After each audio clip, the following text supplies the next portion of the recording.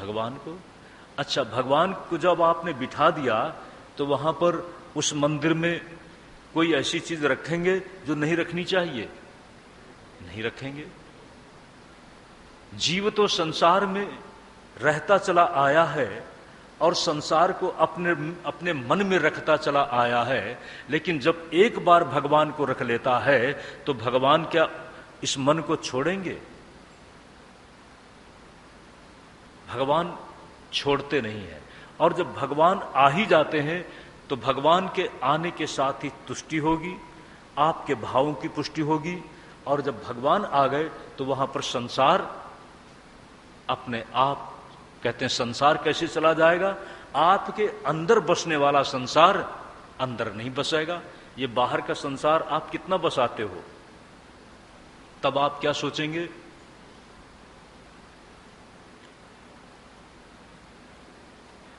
को हम कस्तम कुत आयाता, कामे जननी को में ताता।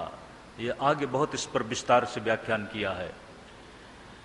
पूरा धर्म, कर्म, भक्ति, योग, संन्यास, अध्यात्म सबका व्याख्यान किया है।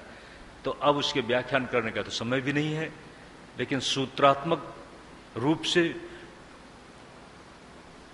न वर्णा श्रमचार धर्मा, न मे धारणा ध्यान योगादयोगी। वर्ण, आश्रम, जितने भी संबंध हैं ये तो सब जन्म के साथ शुरू हुए हैं। मेरा जन्म भी मेरी इच्छा का परिणाम नहीं, मेरे कर्म का माध्यम बना और उस माध्यम के अनुसार भगवान ने मेरे लिए जो उचित था उस तरह की व्यवस्था दी।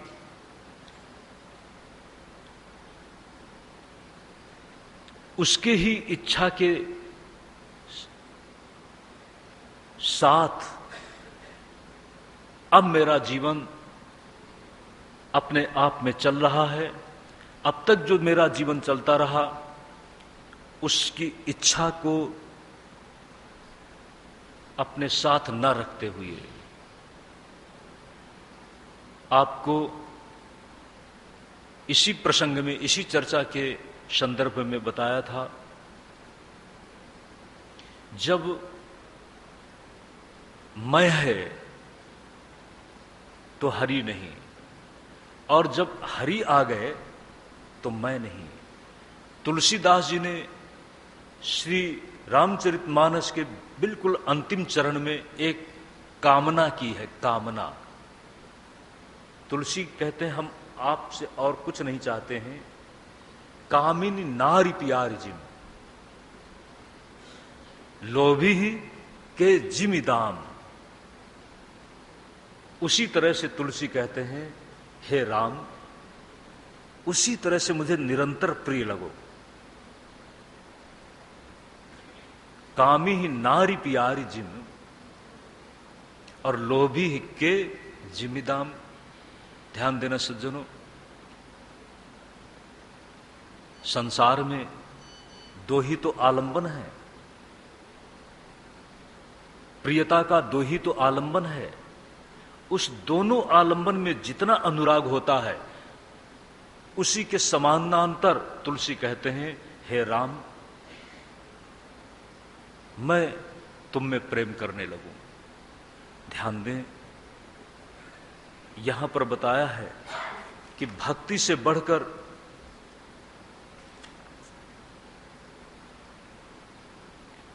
और कोई मार्ग नहीं है। भगवान ने भी कहा है, भक्त्या त्वनन्या शक्यः। अनन्य भक्ति से ही अर्जुन मैं प्राप्त होने योग्य हूं। अनन्य भक्ति से मैं प्राप्त होने योग्य हूं। जब मैं प्राप्त हो जाता हूं और प्राप्त जब होने की व्यवस्था में साधक आगे बढ़ता है तो फिर अप्राप्त सा कभी नहीं होता। एक बार प्राप्ति हो गई तो उसमें अप्राप्ति का प्रश्न नहीं है, तब तो मैं योगक्षेमम वहाम्यहम्, मैं उसको छोड़ता नहीं हूं और इसी के साथ जो उसके लिए जरूरी है उसको मैं खुद ही देता हूं और उसका रक्षण भी करता हूं। योगक्षेमम वहाम्यहम्। इसलिए सज्जनों, भक्ति का पथ बहुत ही सुलभ है। भगवान अंतिम चरण में जब सोच रहे हैं कि अब मेरा जाने का समय आ गया है, तो इसी के साथ देवमंडली भगवान के पास आती है और देवताओं ने प्रार्थना की है, नतास्मते नाथ पदारविंदम बुद्धीन्द्रिय प्राणमनोवचोभिः यच्चिन्त्यतेऽन्तिर्हृदि भावयुक्तैर्मुमुक्षुभिः कर्ममयोरुपाशात् नतास्मते नाथ पदारविंदम बुद्धीन्द्रिय प्राणमनोवचोभिः यच्चिन्त्यतेऽन्तर्हृदि भावयुक्तैर्मुमुक्षुभिः कर्ममयोरुपाशात्। देवताओं ने भगवान की स्तुति की है, भगवान की महिमा का वो बताया है। ब्रह्मा जी ने कहा है, वासुदेव कृष्ण, जिस समय पृथ्वी भाराक्रांत हो गई, भूमिर्भारावतारायो पुरा विज्ञापितः प्रभो त्वमस्माभिरसेत् सात्मन तत्तथैवोपपादितुम। जब पृथ्वी का भार बहुत बढ़ गया तो आपसे मैंने निवेदन किया और आप हमारी प्रार्थना को सुन करके संपूर्ण जो जरूरत थी उसको पूरा करने के लिए आप धरती में आ गए। धरती में आने के बाद धर्मश्च स्थापितः, धर्म की स्थापना की, सत्सु सत्य संधेषु वै त्वया, और सत्य मार्ग की प्रतिष्ठा की। आपकी महिमामयी लीलाओं की कीर्ति चारों दिशाओं में आज फैली हुई है, और वह कीर्ति जिसका कीर्तन किया जाए तो संपूर्ण लोगों के मल को, पाप को नष्ट करने वाली है। लेकिन ततः स्वधाम परमं विशस्व यदि मन्यसे सलोकान् लोकपालान्नः पाहि वैकुंठ किंकरान्। अब हमारी प्रार्थना है कि यदि आप उचित मानते हैं तो अपने स्वधाम को पधारिए। भगवान ब्रह्मा ने देवताओं के द्वारा भगवान की स्तुति किए जाने के बाद ये निवेदन किया। भगवान भी देख रहे हैं, भगवान ने तो पहले उसकी व्यवस्था कर दी है। उद्धव को जब पता चला कि भगवान अब इस संसार से जाने वाले हैं, तो उद्धव ने भगवान से एक प्रार्थना की है, देव देवेश योगेशो पुण्यश्रवण कीर्तन संहृत्यैतत् कुलं नूनं लोकं संत्यक्ष्यते भवान् विप्रशापं समर्थोऽपि प्रत्यहन्न यदीश्वरः नाहं तवाङ्घ्रिकमलं क्षणार्धमपि केशवो त्यक्तुं समुत्सहेनाथ स्वधाम नयमामपि। उद्धव महाराज की जो वाणी है व्याकुलता भरी वाणी है। उद्धव ने कहा, आप विप्रशाप को बदल सकते हैं, समर्थ हैं। हे केशव, आधे क्षण के लिए भी आपके चरणों को छोड़ करके मैं रह नहीं सकता। आपके चरणों को मैं आधे क्षण के लिए छोड़ना पसंद नहीं करता। इसलिए हे नाथ, स्वधाम नय मामपि, मुझको भी अपने स्वधाम ले चलो। भगवान वासुदेव नील कमल की सी आभा है जिनकी, स्वर्ण मुकुट के साथ, स्वर्णिम मुकुट के साथ मोर पक्ष,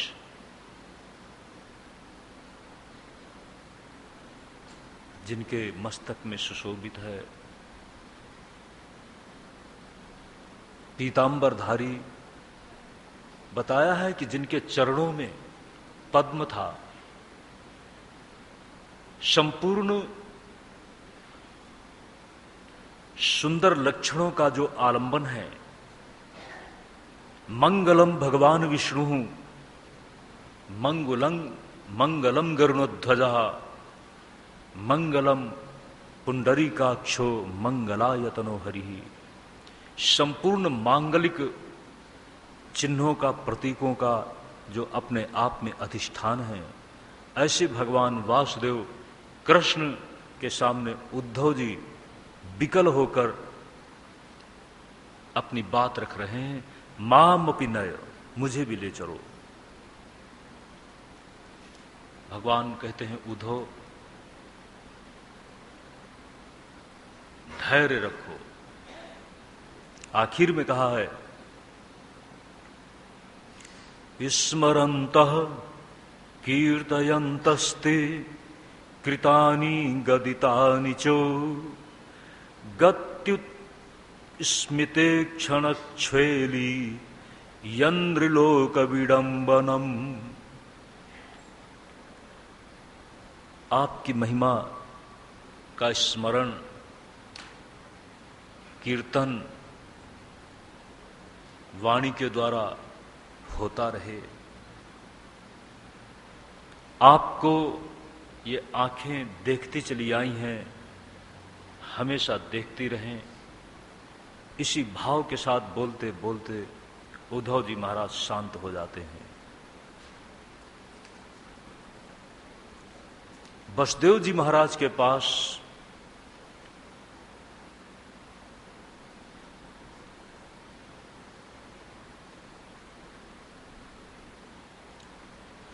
देवर्षि नारद ने 9 ऋषियों के संवाद को सुनाया था। उसी के समांतर भगवान कृष्ण स्वयं उद्धव को कुछ संदेश देते हैं।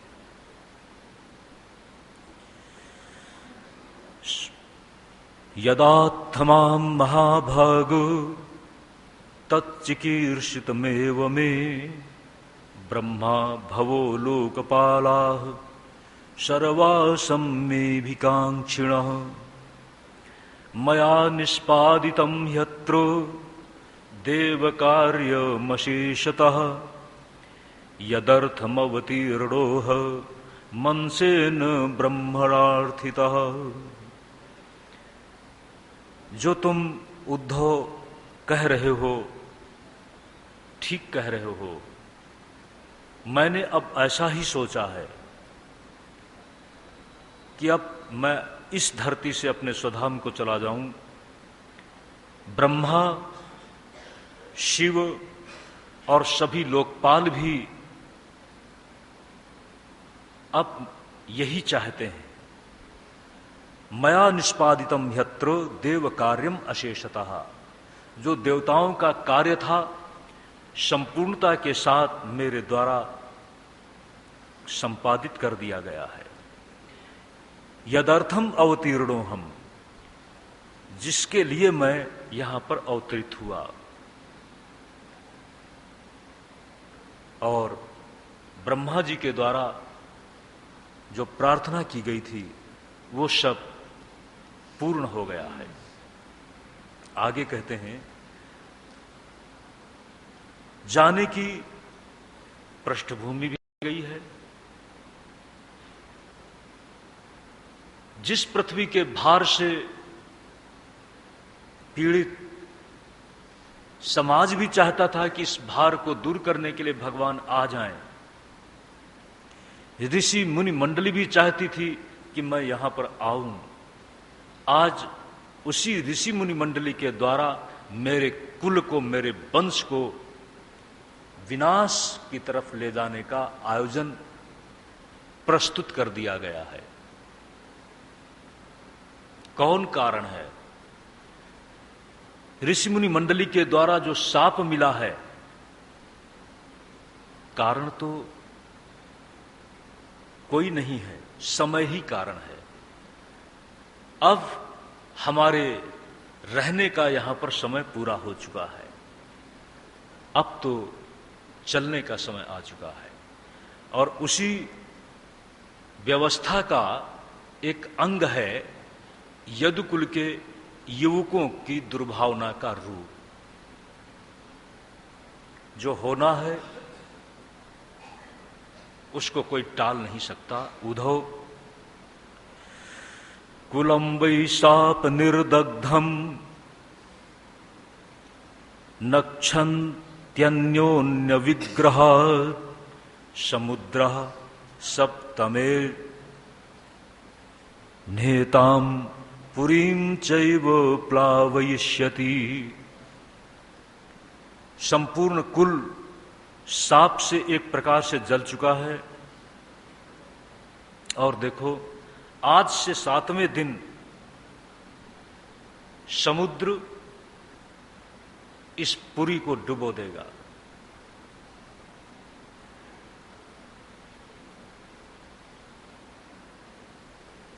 यर्हेवायं मया त्यक्तो लोकोऽयं नष्टमंगलः भविष्यत्यचिरात् साधु कलिनानपि निराकृतः। अब तो चारों तरफ अमांगलिक अपशकुन भी उभरने लगे हैं। भगवान कृष्ण कहते हैं, मेरे जाने के बाद कली का स्पर्श हो जाएगा। और उद्धव, चिंता मत करो। उद्धव को भगवान ने उपदेश किया है कि हमारे यदुकुल के आदि महापुरुष यदु महाराज किसी समय भगवान दत्तात्रेय से मिले, दोनों का समागम हुआ। और समागम के साथ यदु महाराज ने जो चर्चा की थी दत्तात्रेय जी महाराज से कि संसार क्या है, क्या करना चाहिए और संसार से कैसे अपना उद्धार होता है और संसार में कैसे रहना चाहिए, उद्धव, उसका व्याख्यान मैं तुम्हें गुरु दत्तात्रेय ने जो हमारे आदि महापुरुष यदु को अपने संवाद में बताया था, उसी को मैं तुम्हारे सामने प्रस्तुत करने जा रहा हूं। सज्जनों,